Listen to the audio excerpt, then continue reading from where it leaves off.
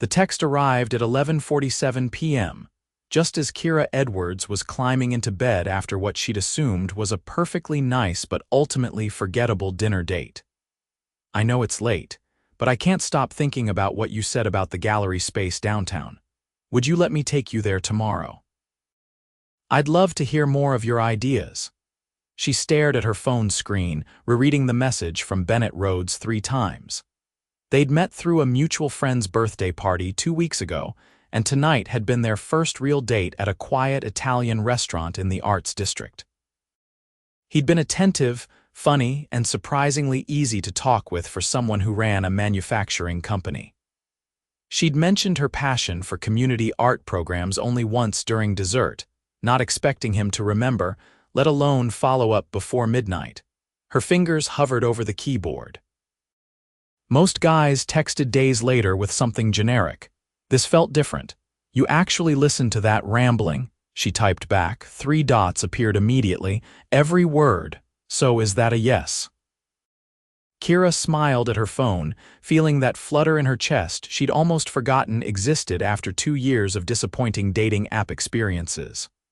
"What time?" "Noon. I'll pick you up." She fell asleep with her phone on her nightstand, checking it once more before closing her eyes. Bennett arrived at 11:55 a.m. the next day, 5 minutes early, holding 2 coffee cups from the local roaster she'd mentioned preferring over the chain stores. He wore dark jeans and a gray Henley that showed off broad shoulders, his dark hair slightly messy in a way that looked effortless. At 32, he had the kind of presence that made people look twice, but it was the genuine warmth in his hazel eyes that had caught Kira's attention at that birthday party. "You remembered my coffee order," she said, accepting the cup as she locked her apartment door behind her. "Oat milk latte, extra shot, no sugar," he grinned. "I pay attention." The gallery space was a 15-minute drive through downtown, located in a renovated warehouse district that had seen better days. Kira had driven past it 100 times on her way to work at the community center where she coordinated youth programs. The building stood 3 stories tall, red brick, faded by decades of weather, with massive windows that someone had boarded up years ago. "This is it," Bennett said, pulling his truck into the gravel lot. "It's been empty for 8 months. The owner is looking to lease or sell." Kira stepped out, craning her neck to take in the full structure. "It's huge. What did it used to be? Textile factory back in the 50s and 60s. Then it was a furniture showroom for a while. Last tenant was a discount store that went under." He pulled a key from his pocket. "I called the property manager this morning. She said we could look around." Inside, dust motes floated through streams of light that pierced through gaps in the boards. The main floor opened into a cavernous space with exposed ceiling beams and original hardwood floors beneath years of grime. A metal staircase led to what looked like an office level, and Kira could see another floor above that. "Oh my God," she whispered, turning in a slow circle. "Do you see this? The natural light would be incredible once those windows are uncovered. And this space, Bennett, you could fit 20 studio stations down here, maybe more." He watched her explore, his hands in his pockets, a slight smile on his face. She'd pulled her dark blonde hair into a ponytail today, and she wore paint-splattered overalls over a white t-shirt, ready for the possibility of touching dirty surfaces. She looked completely in her element, and something in his chest tightened watching her excitement. "Tell me your vision," he said. "From last night you mentioned wanting to create something for kids in the area." Kira stopped at one of the boarded windows, running her hand along the frame. "The community center where I work, we have 1 small room for art classes. 1 room for 60 kids on our waiting list. These children, they have so much creativity and potential but nowhere to channel it. I've been dreaming about a real space, somewhere they could come after school, somewhere safe with proper supplies and real artists teaching them." "Why haven't you done it?" she laughed, but it came out sad. "Money, space, time, the usual reasons dreams stay dreams. I make $38,000 a year coordinating programs." I've applied for grants, but they're competitive, and I don't have the business background to make the applications compelling enough. Bennett walked closer, his footsteps echoing in the empty building. What if you had backing? What would you need? We're talking hundreds of thousands of dollars, Bennett. Renovations, supplies, insurance, staffing, operational costs for at least the first year. She shook her head. It's not realistic. Humor me, forget money for a second. Just tell me exactly what you'd create here. Something in his tone made her pause and really look at him. He wasn't just being polite or making conversation. He was serious. So she took a breath and let herself actually imagine it. Okay, ground floor would be the main studio space. Different stations for different mediums. Painting, sculpture, digital art, photography. Open layouts so kids can move around, see what others are creating, learn from each other. Second floor could house classrooms for structured lessons and a gallery space to showcase student work. Make them feel like real artists. Third floor, administrative offices and a community room for parent meetings, visiting artist talks, maybe partnerships with the school district. Bennett nodded slowly, walking the perimeter as she talked. The building needs new electrical, updated plumbing, HVAC system. Windows restored, floors refinished. Those are the big costs. Then interior work, which could be done in phases. You've thought about this, Kira said, surprised. I spent last night researching similar programs in other cities after you went home. He turned to face her, leaning against a support column. Kira, I need to tell you something. Rhodes Manufacturing does $17 million in revenue annually. We make industrial components for construction equipment. It's boring work that makes a lot of money, and I've been looking for something meaningful to invest in outside the business. Her heart started beating faster. Bennett, wait, let me finish.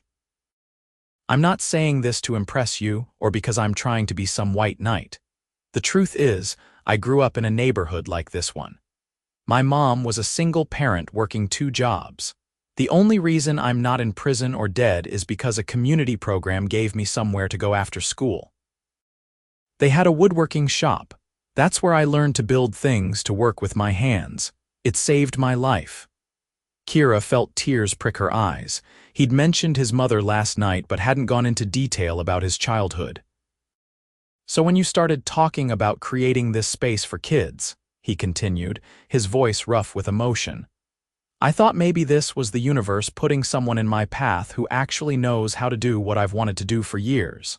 I have money. You have vision and experience. What if we did this together? Together. The word came out barely above a whisper, a partnership. I'd handle the financing and the business side, you'd run the creative program and operations, we'd build it together. He pushed off the column, walking toward her. I know this is our second date. I know this is crazy fast, but something tells me you're worth taking a risk on. Kira's mind raced. This was insane. She'd known this man for 2 weeks. They'd been on one official date. Now he was proposing a massive business venture that would change her entire life. Every logical bone in her body screamed caution, but when she looked into his eyes, she didn't see someone trying to buy her affection or control her dream. She saw genuine belief and excitement that matched her own. I'd need to run it my way, she said carefully. Creative control, hiring decisions for the program staff. I won't be a figurehead while someone else makes the real choices. Bennett extended his hand. Deal, I'll handle property acquisition, renovations, and finances. You handle everything that makes this place actually matter. Equal partners. She took his hand, and the moment their palms touched, she felt electricity shoot up her arm. Not just from the magnitude of what they were agreeing to, but from the simple physical contact with him. His hand was warm, calloused, strong. We're really doing this, she asked. If you want to, then yes. We're really doing this. They spent the next 3 hours exploring every inch of the building, taking photos, making notes on their phones. Bennett measured rooms while Kira sketched rough layouts. They discovered a basement perfect for storage and a rooftop access that could become an outdoor sculpture garden. Around 3 o'clock, sitting on the dusty floor eating sandwiches Bennett had grabbed from a deli, Kira said. My best friend is going to think I've lost my mind. Probably, Bennett agreed, taking a bite of his turkey club. My business partner is definitely going to think I've lost mine. Marcus has been trying to get me to diversify investments for years, but he was thinking real estate or tech startups, not art programs for kids. Will he try to talk you out of it? He'll run the numbers, make sure I'm not bankrupting myself, then support whatever I decide. We've known each other since we were 19, working construction together. He gets how important this kind of thing is. Bennett wiped his hands on a napkin. What about your family? Will they understand? Kira pulled her knees up, wrapping her arms around them. My parents will worry because they always worry. They wanted me to be a teacher with benefits and a pension, not a program coordinator living paycheck to paycheck. But they'll come around when they see it's real. My little sister will be excited. She's in college studying social work, very passionate about community development. You're close with her, very. Katie's 6 years younger, but we talk almost every day. She's my person, you know. Kira smiled, thinking of her sister. What about you? Just your mom? Bennett's expression softened. Yeah, Dad left when I was 4. Mom raised me working as a nurse's aide and cleaning offices at night. She retired 3 years ago when the business really took off. I bought her a house in Arizona near her sister. She's happy, healthy, volunteers at a community garden. She must be proud of you. She cries every time I visit, tells everyone at the garden center about her son, the business owner. He laughed, but Kira could hear the emotion behind it. I'd like you to meet her sometime. If this works out between us, I mean, not just the business, but us. There it was, spoken aloud, the acknowledgement that something was building between them beyond the partnership they'd just agreed to. I'd like that too, Kira said quietly. This is all moving really fast, Bennett. Too fast. She considered the question honestly. By all conventional dating wisdom, this was reckless. But nothing about this felt reckless. It felt right in a way she couldn't explain. No, she finally answered. Surprisingly, it doesn't feel too fast. It feels like exactly the right speed. He reached over and tucked a strand of hair behind her ear, his fingers lingering for just a moment on her cheek. Good, because I haven't been able to stop thinking about you since the night we met, when I spilled red wine on your shirt. When you laughed so hard at Marcus's terrible joke that you snorted, then got embarrassed and spilled wine on my shirt, yes. His eyes crinkled with the memory. You were the most genuine person in that room. Everyone else was trying so hard to be impressive. You were just yourself. Kira felt heat rise to her cheeks. I wanted to die of embarrassment. I wanted to ask you outright then, but you disappeared before I could. I made our mutual friend give me your number the next day. Sarah told me you'd asked about me. I didn't believe her when she said you were interested. Why not? Because guys who look like you don't usually notice girls like me, Bennett frowned. Girls like you, regular girls. I'm not glamorous or mysterious. I wear overalls with paint stains and know way too much about bulk ordering art supplies. He set down his sandwich and shifted closer to her on the floor. Kira, you're beautiful, not in a conventional, made-up way, but genuinely beautiful. And the passion you have for helping kids, the way your whole face lights up when you talk about art, the fact that you're brave enough to dream big even when you're living small, that's what made me notice you. That's what made me want to know everything about you, her breath caught. No one had ever said anything like that to her before. Past boyfriends had offered generic compliments, but nothing that made her feel seen the way Bennett's words did. I'm scared, she admitted. Of how much I already like you, of how perfect this all seems. I keep waiting for the catch. No catch, just two people who met at the right time wanting to build something meaningful, together. He took her hand, threading his fingers through hers.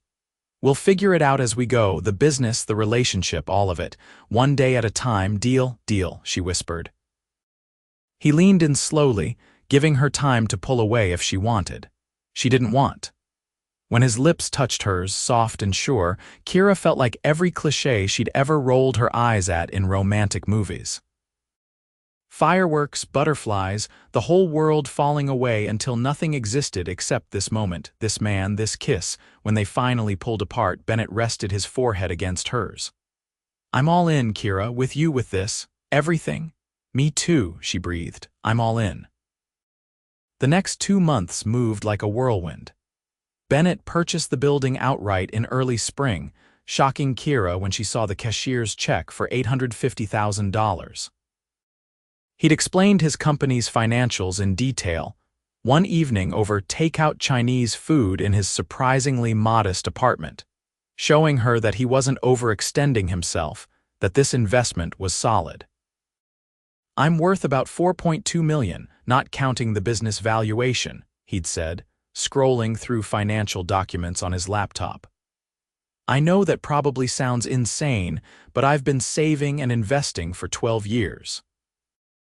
I still drive a 10-year-old truck and live in a 2-bedroom apartment. The money just sits there because I didn't know what to do with it that felt meaningful." Kira had processed this information quietly. She'd known he was successful, but seeing the actual numbers made it real in a different way. "Does it bother you that I have $1,700 in my savings account? Does it bother you that I have more? I don't know yet. Maybe. I don't want to be some kind of charity case to you." Bennett had closed the laptop and turned to face her fully. "You're not a charity case. You're my partner in this business venture and my girlfriend. Those are 2 separate things. Yes, I'm financing the building and renovations, but you're contributing expertise, time, and vision I don't have. That's equally valuable. And in our relationship, money doesn't matter at all. You being you is enough." They talked until 3 in the morning that night, working through the complicated feelings around their financial disparity. Kira had been honest about her insecurities, her fear of becoming dependent or losing herself. Bennett had been patient, understanding, never dismissive of her concerns. "I want to keep working at the community center until the new space is ready to open," she'd told him. "I need to know I can still support myself." "Whatever makes you comfortable," he'd agreed without hesitation. By June, the renovations were in full swing. Bennett had hired a contractor he'd worked with for years, a gruff man named Tom who treated the project with unexpected reverence once he understood its purpose. "My daughter went through a program like this when she was struggling," Tom had told Kira during a site visit. "Kept her in school off the streets. This is good work you're doing." Kira spent every evening and weekend at the building, working alongside Bennett and the crew. He'd insisted she didn't need to be there, that she should rest, but she couldn't stay away. This was her dream materializing, and she wanted to witness every moment. They fell into an easy rhythm together. Bennett would arrive with coffee and breakfast sandwiches. They'd review progress with Tom, discuss any issues or changes needed. Kira would work on finalizing curriculum plans and supply orders while Bennett handled vendor calls and budget updates. At night, covered in dust and exhausted, they'd grab dinner at whatever restaurant was still open, then usually end up at one of their apartments, too tired to do anything but curl up together on the couch. It was during one of those nights, sprawled across Bennett's couch in early July, that Kira realized she was completely in love with him. He'd fallen asleep with his head in her lap while they were watching a documentary about public art initiatives. She'd been running her fingers through his hair, watching the steady rise and fall of his breathing, and the thought had arrived fully formed. "I love this man." It terrified and exhilarated her in equal measure. 4 months since they'd met. 3 months since that second date that had changed everything. It was fast, probably too fast by normal standards, but nothing about their relationship had been normal from the start. She didn't say it that night. She wanted to be sure to give it more time. But the feeling only grew stronger as summer progressed. In August, 3 months into renovations, they hit their first major obstacle. The electrical system was worse than initially assessed, and bringing everything up to code would cost an additional $90,000. "It's fine," Bennett said when Tom delivered the news. "Whatever it takes to make it safe." But Kira saw the tightness around his eyes, the way he rubbed the back of his neck when reviewing the updated budget that evening. She'd learned his tells, the small signs that he was stressed even when he tried to hide it. "Talk to me," she said, closing her laptop where she'd been working on staff job descriptions. They were at his apartment, the one place that still felt separate from the project where they could just be a couple. "It's nothing, just adjusting numbers." "Bennett." She moved closer on the couch. "We're partners, remember? That means you don't have to carry the financial stress alone." "Talk to me," he sighed, leaning back and closing his eyes. The business had an equipment failure last month, a major piece of machinery that needs replacing. It's covered, but the timing is tight. This additional $90,000 on top of everything else, it's stretching things more than I'd like. Kira's stomach dropped. "Are we overextended? Should we pause the project?" "No, we're okay. I have reserves and Marcus is confident about the numbers. It's just more than I'd planned to spend." He opened his eyes and looked at her. "I'm not saying this to make you feel guilty. I want this program to happen. I'm just being honest about the pressure. What if we scaled back somewhere? Maybe we don't finish the third floor right away or we phase in some of the equipment purchases." I thought about that.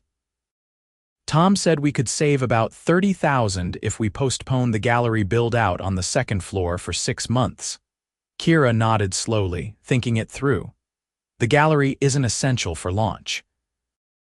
We need the studio space and classrooms, but we could showcase student work temporarily in the main area until we finish the proper gallery." "You're sure? I know how excited you were about that space. I'm sure. The program matters more than having everything perfect on day one." She took his hand. "We're in this together, Bennett. Every decision, every challenge. You don't have to protect me from the hard parts." He pulled her close, wrapping his arms around her. "How did I get so lucky finding you? I ask myself the same thing every day," she murmured against his chest. They adjusted the plans and the project moved forward. By mid-September, the bones of the building were transformed. New electrical hummed reliably through the walls. Restored windows flooded the space with natural light. The hardwood floors gleamed after professional refinishing. Fresh drywall and paint made everything feel clean and full of possibility. Kira spent a weekend in late September with her best friend Lauren, who had indeed thought she was crazy, but had come around after meeting Bennett and seeing the building. "Okay, I admit I was wrong," Lauren said, helping Kira organize supply deliveries in what would become the main studio space. "When you told me you were starting a business with some guy after one date, I was ready to stage an intervention. But this is actually happening and he's actually perfect for you." "He really is," Kira agreed, checking items off her tablet as they unpacked boxes of paintbrushes. "Sometimes I still can't believe this is real and you're in love with him." It wasn't a question. Kira looked up at her friend. "That obvious?" "To me, yes. Have you told him?" "Not yet. I keep waiting for the right moment." Lauren raised an eyebrow. "You're standing in the middle of a dream he's making come true for you. Every moment with him is the right moment." Before Kira could respond, Bennett's voice called from the entrance. "Kira, you here? Second floor," she yelled back. His footsteps echoed on the metal stairs and then he appeared, carrying 2 pizza boxes and a 6-pack of craft beer. He smiled when he saw Lauren. "I brought fuel." "Hope you like pepperoni." "My favorite," Lauren said, accepting a beer. "I'm going to eat this on the roof and admire the view. You two talk." She grabbed 2 slices and disappeared up the stairs before Kira could protest. "Was it something I said?" Bennett asked, setting the boxes on a folding table. "She's not subtle," Kira laughed. "But I'm glad you're here. I wanted to show you the supply organization system I designed." They ate pizza while Kira walked him through her plans for organizing materials, explaining her reasoning for each choice based on how kids would use the space. Bennett listened attentively, asking thoughtful questions, offering suggestions when she got stuck on logistical challenges. This was what Kira loved most about him. He never talked down to her or dismissed her expertise. He treated her ideas with respect while offering his own business perspective when it was useful. They worked well together, complementing each other's strengths. As the sun set, painting the studio in shades of orange and pink through the big windows, Kira found herself watching Bennett instead of talking.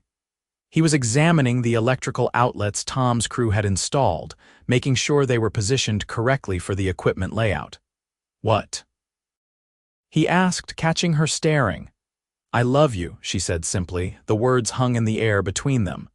Bennett straightened, his expression shifting from surprise to something so tender it made her chest ache. "You love me," he repeated softly. "I do. I think I have for a while now. And I know it's fast, and maybe we're supposed to wait longer or play it cool, but I'm not good at games. You've changed my entire life, Bennett, not just because of this building or the program, but because you see me. Really see me. You believe in my dreams and you push me to be braver and better. You make me laugh and you challenge me and you're honest even when it's hard. So yes, I love you. And I needed you to know that." Bennett crossed the room in 3 long strides and kissed her deeply, one hand cradling her face and the other pulling her close. When he finally pulled back, he was grinning. "I love you too, Kira. I've loved you since that second date when you couldn't stop talking about creating something beautiful for kids who need it. I've been waiting for the right moment to tell you, but you beat me to it." She laughed, feeling tears of joy slide down her cheeks. "We're both terrible at playing it cool. I don't want to play it cool. I want to build a life with you, not just this program, but everything. A real future. Is that your way of saying you're in this for the long haul?" "It's my way of saying I want forever with you if you'll have me." Kira pulled him down for another kiss, pouring every ounce of love and gratitude and hope into it. Above them, she could hear Lauren moving around on the roof, probably trying to give them privacy but definitely listening. They opened the Creative Space Youth Arts Center in early November, 6 months after that transformative second date. The night before the grand opening, Kira and Bennett stood in the completed main studio, surrounded by organized supplies, fresh paint, and endless possibility. "We did it," Kira whispered, still hardly believing it was real. "You did it," Bennett corrected. "I just made it possible. You made it beautiful." The space was indeed beautiful.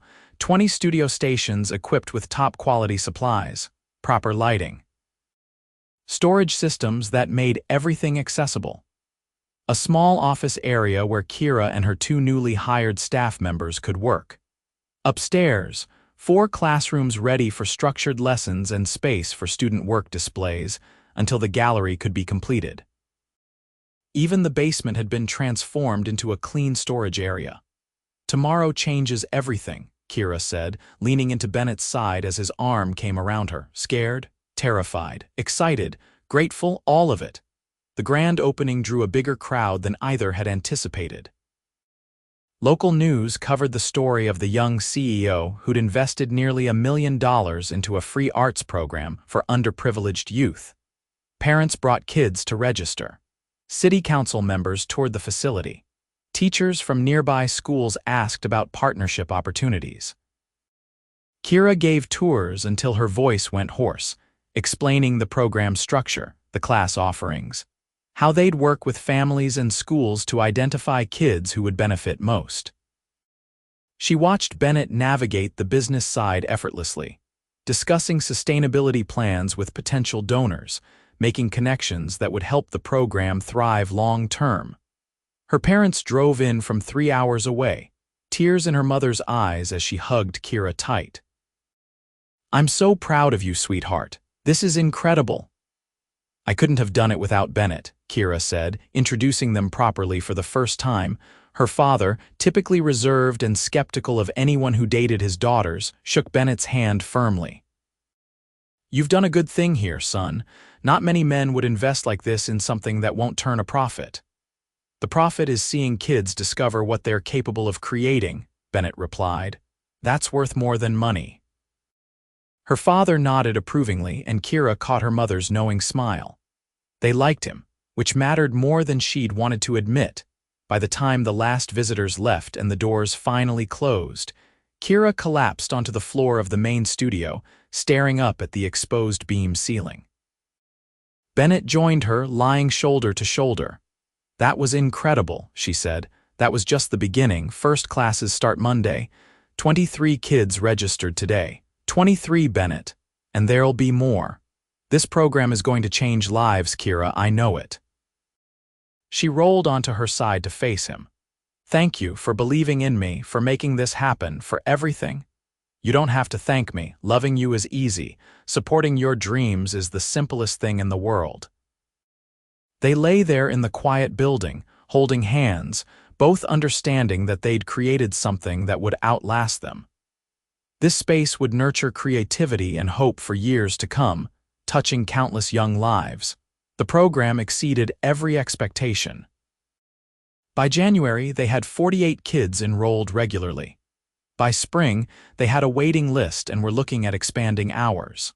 Local artists volunteered as mentors. Grants started coming through as their track record grew.